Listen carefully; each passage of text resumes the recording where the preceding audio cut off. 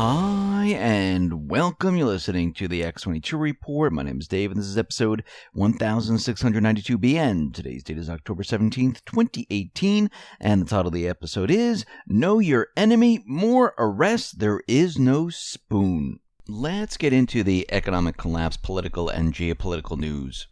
Now, as we can see, the deep state leakers, they're getting caught and they're being brought to justice. And we saw this with Wolf. He's just the tip of the iceberg, and we see another arrest has been made. We'll be getting into that in just a minute. But I wanted to talk about the Mueller probe right now, and there's reports that it is in its final weeks, and they're getting ready to wrap this up. And they're saying that already 3 prosecutors from the Office of the Special Counsel Robert Mueller, they've been reassigned to their previous postings within the Department of Justice, and another has left the Department of Justice entirely for a research fellowship at Columbia Law School. It appears right now that the Mueller probe, which has persisted for around 18 months, has entered its final weeks.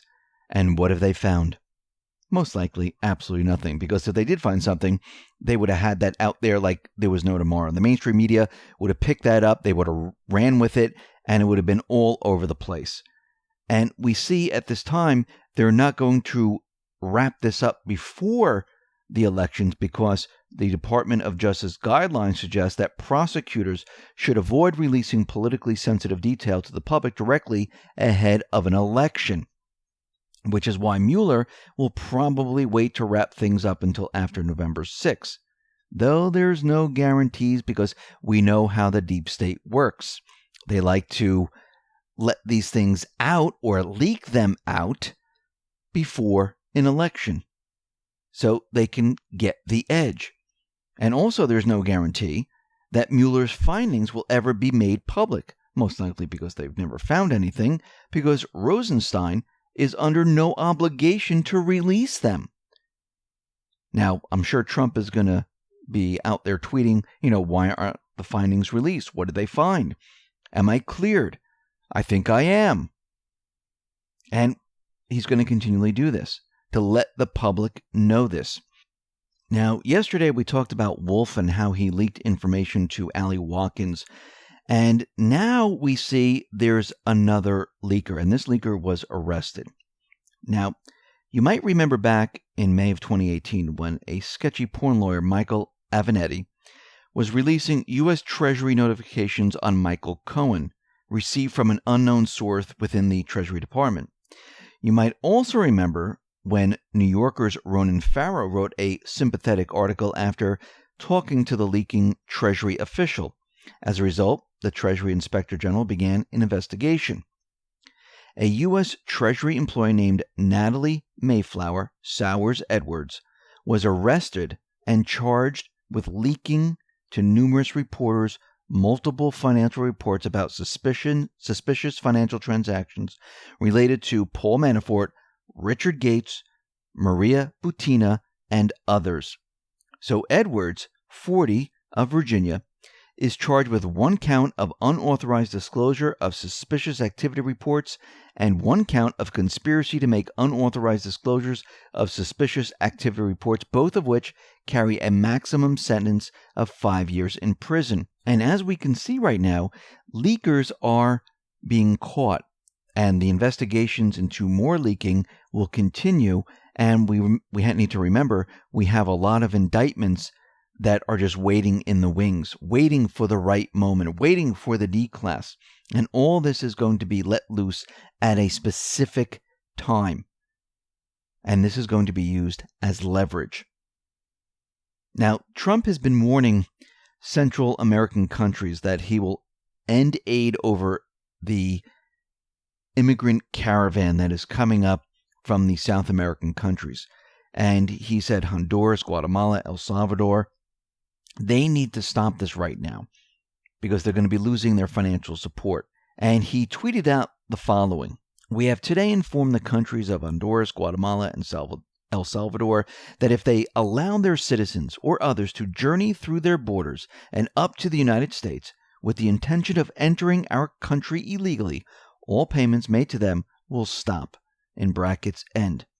Anybody entering the United States illegally will be arrested and detained prior to being sent back to their country." And he went on to say that hard to believe that with thousands of people from south of the border walking unimpeded toward our country in the form of large caravans, that the Democrats won't approve legislation that will allow laws for the protection of our country. Great midterm issue for Republicans. And you can see right now that he's stopping that program that Obama put forth. Now, what's very interesting is Representative Matt Gaetz put out footage in Honduras. And it looks like there's individuals, they are giving cash to women and children to join the caravan and storm the U.S. borders. Now, is this Soros? Most likely, yes. Is this the deep state? Yes. Remember, going back to when Obama signed his memorandum right after the midterm elections, it allowed people to come in and hop over the border, and then they bust them off into certain locations. We covered this many, many times before. They had billboards, advertisements, you name it. And this is why we follow these things, because people forget what happened in the past, but we have it all documented, all recorded. And we know exactly what happened in the past and how it all came about. And we can see this is exactly what's going on. And in the footage, you can see they're saying, yes, join the caravan. Here's some cash. Join the caravan. And this is what they did. They did it on purpose. And there were many different agendas with the illegals coming into this country. Voting, Obamacare, low-paying jobs, blending the countries into one for a one-world government. There was many, many different agendas associated with this. Now, I want to go over what has been happening with Khashoggi here. And we can see that things are really heating up, especially with the mainstream media and the deep state, where they're continually pushing this idea that Trump is doing nothing with Saudi Arabia. He's allowing this to happen, and he needs to act. Well, what Trump is doing right now, he's sitting back and looking at all the evidence and trying to make sense of this. I mean, what the mainstream media is doing right now is they're saying, guilty, guilty, guilty. You need to prove innocence. But the investigation just started. But what's very interesting is that the mainstream media has all the information. This reminds me of 9/11. It reminds me of all the other false flags where, they had the passports, they had the names, they know what planes they took, they knew where they were training, they knew how they got in and out. And we know that New York Times right now, they waited until 6:30 p.m. last night to drop one of the biggest bombshells yet. Now, they're citing sources from within the Turkish government, which must remain anonymous, and they're saying that they have evidence that a hit team, a 15-man hit team, came in, flew into the airport, went over to the consulate, and murdered Khashoggi. And they showed the plane. They have a picture of the plane. They even named all the individuals, and they're saying there was even a doctor there, an autopsy expert, to help with the murder. Now, this is very interesting. So they said that a 15-man team flew into Istanbul on 2 chartered jets on October 2nd, the day Khashoggi walked into the embassy, only to never be seen again. Flight records indicate that some or all of the men left later that day, and that their plane stopped in Dubai on the way back to Saudi Arabia. They know everything, and they know all the individual names, and who they were and who they're connected to. One was a French national, member of the Saudi security team. A third suspect became a lieutenant in the Saudi Royal Guard last year after demonstrating bravery in the defense of the Crown Prince. And they're all tied back to the Crown Prince. The fourth one is a member of the Royal Guard who has reportedly been photographed standing next to the MBS. And it goes on and on and on. Now, this is very interesting because the investigation just started, but they have all the answers. And when the mainstream media has all the answers right off the bat, something's up. Something doesn't make sense. So let's continue here. Now, Khashoggi, he was rather a shady guy. A journalist who was also an operator for Saudi and U.S. intelligence services. He was an early recruit of the Muslim Brotherhood. Khashoggi helped the U.S. Saudi Pakistani project to destabilize Afghanistan. He met and interviewed Osama bin Laden in Afghanistan. The man in this photograph, it's a newspaper, who's holding an RPG in the upper left-hand picture of this photograph, is Jamal Khashoggi himself. So, Khashoggi became a protege of the longtime head of Saudi intelligence. He was engaged in several projects in Afghanistan, Sudan, and Algeria. Khashoggi has an enormous number of friends in Washington, D.C., mainstream journalists, and they see him as one of his own. Now, Trump is under pressure to do something, to punish the Saudis. And remember, the Saudis are not good people. I'm not talking about the people inside Saudi Arabia. I'm talking about the government, those people who are ruling right now. Same thing with Turkey, with Erdogan. They all have these pasts that they've done really bad things to many individuals. But the point of all this is, what is the agenda? Why are they pushing this so hard? Why do they have all the information at their fingertips all of a sudden? I mean, they know everything, just like during 9/11 and the rest of all the other false flags. Now, Trump was out there saying, aren't you innocent until proven guilty? Why are we guilty until proven innocent in this situation? Now, we know that Secretary of State Mike Pompeo, he met with Erdogan, made it clear in talks that Saudi officials were cooperating with Turkey and the investigation. He says, yes, there were a couple delays, but they're both cooperating to get to the bottom of this. Now, we have Saudi Arabia and Turkey working together. And then we also have sources out of Turkey letting us know that these are the people that committed this. So this is kind of strange because the investigation is not over yet. So Trump is requesting the audio video of the murder of Khashoggi, if it does exist, because they keep talking about it, but has anyone really heard it, seen it? And can you verify that it is Khashoggi? Remember, the deep state, what they like to do is they like to show you pictures or make you listen to a recording, and they tell you who it is, but is it verified of who it is? Now, once it is verified, or it is what they're saying, it doesn't prove who did it. That is just what was happening during the time and the aftermath. But they like to say, since we have this person did it. Can you imagine if you were on a murder trial and someone held up a picture and said, here is the dead body, here is the wounds, and that person did it, and the case is closed? No, that's not how it works. Yes, you show what happened to the person, but then you have to make connections, links. Where were they at a certain period of time? Were the fingerprints on the weapon? How does it tie this person into the murder? So right now, all they're doing is saying, we have recordings, we heard screams, and this is what's been going on. So the Washington Post was out there and accuses Trump of diplomatic cleanup over Khashoggi and saying that he must do something. Now, the thing that we need to understand is, why are they pushing this so hard? Why do they want him to do something?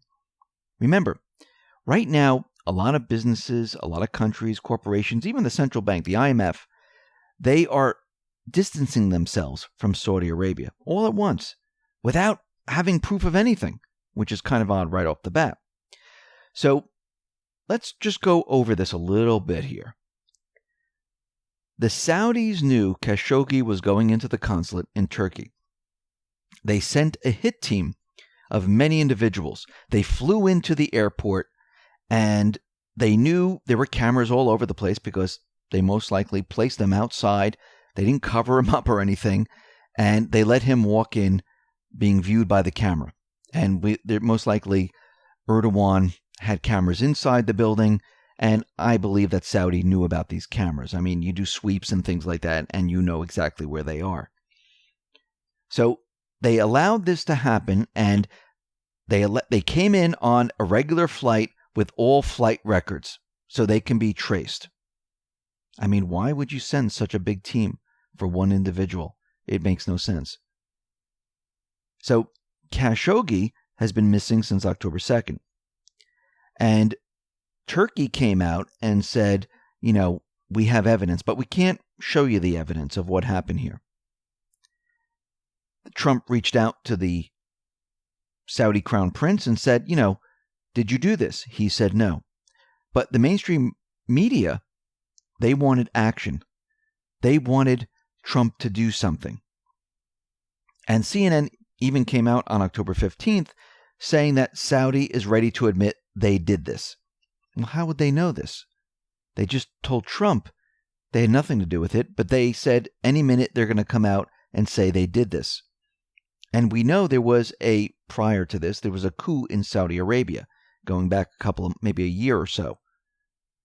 Maybe those individuals are trying to regain power. Maybe this is why Trump mentioned rogue killers, rogue elements. Let's think about this. So Trump sent Pompeo to Saudi Arabia and then to Turkey. The Saudis and Turks decided to have an investigation into what happened. Before the investigators arrived, there was a cleaning crew that was sent in to clean the consulate. Now, why would that be? I have no clue. That should have been left the way it is until the investigation was completely over. That place should have been locked down. Then the New York Times put out a bombshell late at night saying they knew everything.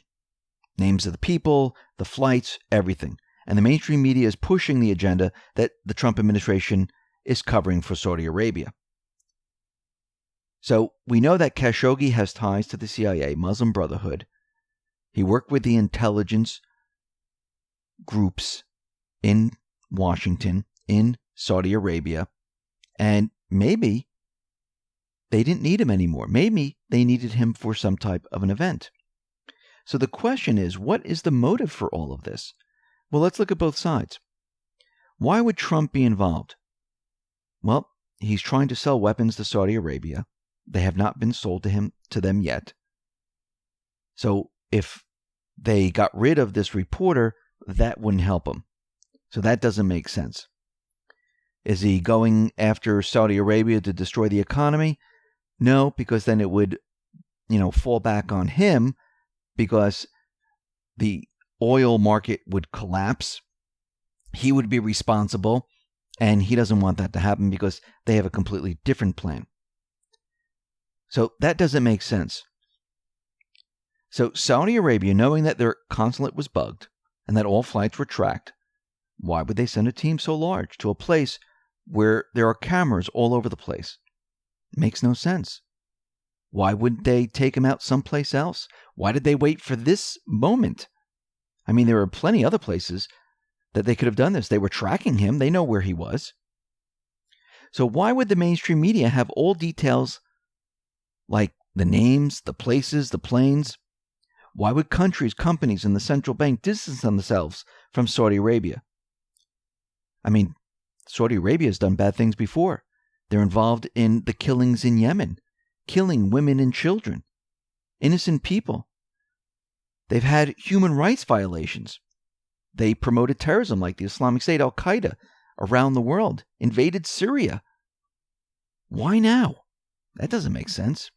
So if the deep state, the mainstream media, succeed on saying that Saudi is behind the killing, what happens? The oil markets implode. The economy implodes, and the world global economy implodes. And we go into maybe a global economic depression. Remember, Saudi Arabia is still connected to the petrodollar. Who set this up? It was the deep state central bank back in the 70s. If the deep state pushes this agenda, who is blamed for covering for Saudi Arabia? That would be Trump. Who is blamed for the collapse of the economy? Then it would be Trump. The collapse of the country world would be blamed on the Trump administration. I mean, let's forget about the weapon deals. This is small potatoes and meaningless compared to everything else. Because I think what they're trying to do is they're trying to push all of this on Trump and the administration. And this is why they're continually out there saying, are we doing anything, or are you doing anything, Trump, Do we have the FBI looking into this? I believe a reporter asked this question, and Trump said, well, he wasn't a U.S. citizen. It's in a different country. Why would we do this? And then the reporter asked again, well, do we have FBI investigating? He goes, I'm not going to answer it. And that ended that. So the question is, who has the motive to push this agenda? How does the mainstream media all of a sudden have all the information without any type of investigation? The investigation is still going on. Remember the Sony hack? They knew that information right off the bat. Remember 9/11? The passports that weren't burned? They knew exactly who did it, where they were, what country they fled to right off the bat. And if you go back to other false flags, they did the same exact thing. So once again, it looks like the deep state is pushing their agenda and trying to force something. But Trump is not reacting the way they want him to react. He's saying, okay, let's see the recordings. Let's see the video. Let's wait until the investigation is over. Because right now, whoever is involved is innocent until they're proven to be guilty. And they want him to react like all the other people that were in line with the deep state. What? It's North Korea? We're going after North Korea. What? It's Syria? We're going after Syria. But he's not doing that. He's not giving them ammunition. Now, yesterday, YouTube went down globally, went dark. And a lot of people were emailing me. I didn't know what was going on. I could not get to my channel. I tried to get to many other places, and I started to realize that it was down all over the place. Then I started to see articles about YouTube going down, went to the Twitter feed, and YouTube said, yes, their entire system is completely down. Now, that's what it feels like when the internet goes, or social media, one of the platforms goes dark. If Facebook, Twitter, YouTube, Google all go dark, well, that's what it's going to feel like. But there is a team of hacktivists that are claiming responsibility for the outage. Now, this team is the Ghost Squad hackers, and they're saying that they're the ones who brought down YouTube. Now, did they really do it? I don't know. They tweeted it out and don't know exactly if they're the ones who really brought it down or the deep state was testing to see how they can bring down social media and make it go dark for a little while and then bring it back up and see if that switch worked. So we don't know exactly. But what we see happening right now is, and Q said this before, the deep state is trying to fight back right now. And as we can see with Q, with Trump, they know their enemy. They know how to counter the enemy. And they're letting the enemy destroy themselves in the process. Because you shouldn't react to something unless you have facts. And Q is always saying, think logically. I mean, we've said this before, Q, but we need to think logically. We need to ask questions. We need to understand what is going on here. We shouldn't just go and say, hey, I believe that. We should do a little research, find out more information, and see if things make sense. Start putting them together. Does it make sense? No. Things don't make sense when you're pushing this out there and you keep repeating it, and all the mainstream media outlets all have the same story. Right there, that's a red flag. Because you would think if they were really investigating, they would come up with different stories because they would find different things out. But we're not seeing that. So you can see right now, both sides are pushing a certain agenda. The deep state is trying to fight back, and Trump is sitting back, watching, letting them put all this out there, and eventually what they'll do is they'll just present facts. And that will destroy pretty much everything. I mean, think about the Russian dossier, the Steele dossier on Trump. They just kept putting this information out there over and over and over. And then facts started to come out. And it started to chip away at what they were talking about. And before you knew it, the whole Russian collusion Steele dossier turned out to be completely fake. I mean, people believed it in the beginning. And then it turned out to be fake. Think about North Korea. In the beginning, the mainstream media was out there saying they're going to nuke the United States. Kim Jong-un is crazy. And it turned out that the Trump administration was negotiating peace with Kim Jong-un, getting rid of the deep state within the country. So we need to think logically. We need to look out and gather evidence. That's what we do. Listen, everyone, thanks a lot for listening. Be well, be safe, and especially be prepared. Thanks a lot.